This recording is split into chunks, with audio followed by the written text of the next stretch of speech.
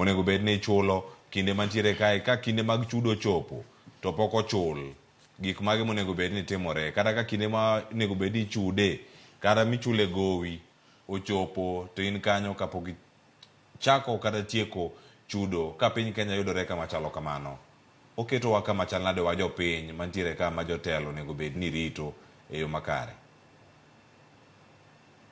Erokamano ahinya Cleo.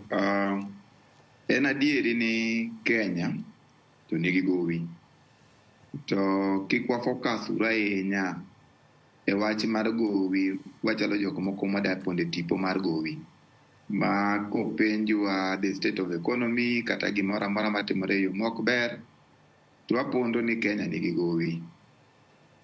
Koro gowi mar Kenya en gowi mar national government, to gowi mar Kenya ok en gowi mag counties.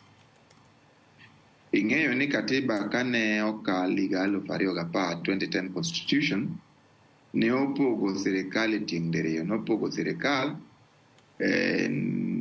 national government to gi county government. County government ok nyal kawo gowi unless en gowi mobedo guaranteed gi national government.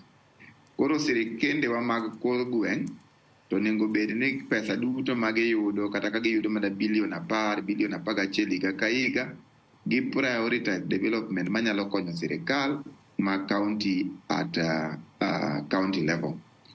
To king'iyo Kenya Economic Report 2024 ma otim as per KIPRA Act, iyudo ka model mane sirikal okawo ne en enhancing productivity, manyiso ni the macroeconomic factors mag sirikal. Mokwongo, ka en sirikal mamalo, in gi teko mar kelo gimiluongo ni economic growth. Economic growth ni ichiwo ne jopiny, jomatindo, johala, ng'ata opportunity kaka ginyalo timo ohala ma giyud yore gi mag ang'owa mag konyruok.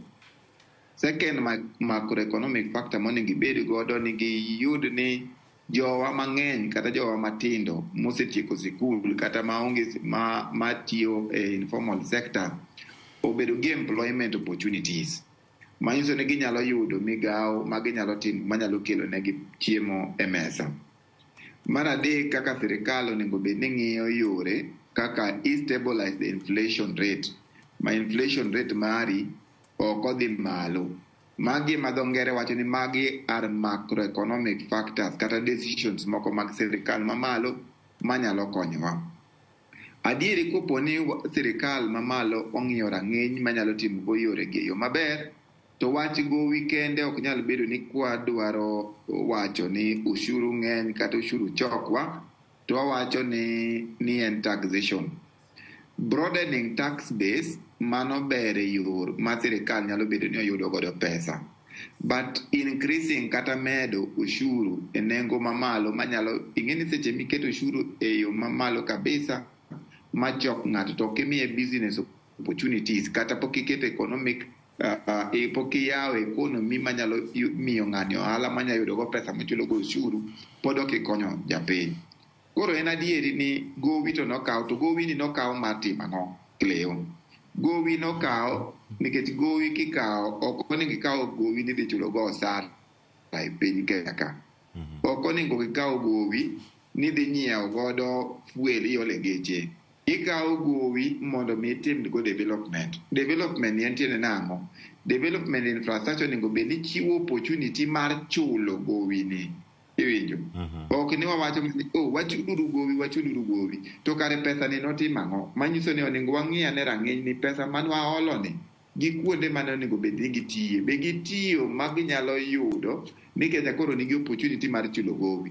Sani kawuono in a microeconomic factor, kawuono nyalo decide ni kane an go sacha moro to kane en 120, to adwa ng'ado 60,000 higa ka higa kata higa.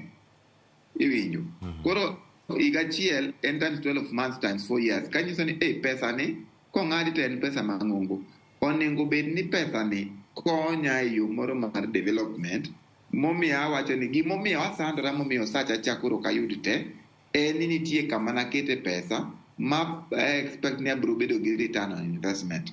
Ma even in public sector, kik wa focus uru e gowi kende, wang'e ni gowi ni kano kawe, ere gima okonyo wago momiyo jo Kenya koro dhi bedo gi overburden nikech kwa wacho ni wachulo gowi, the next administration be kodonjo to bro wacho ni Kenya nigi gowi.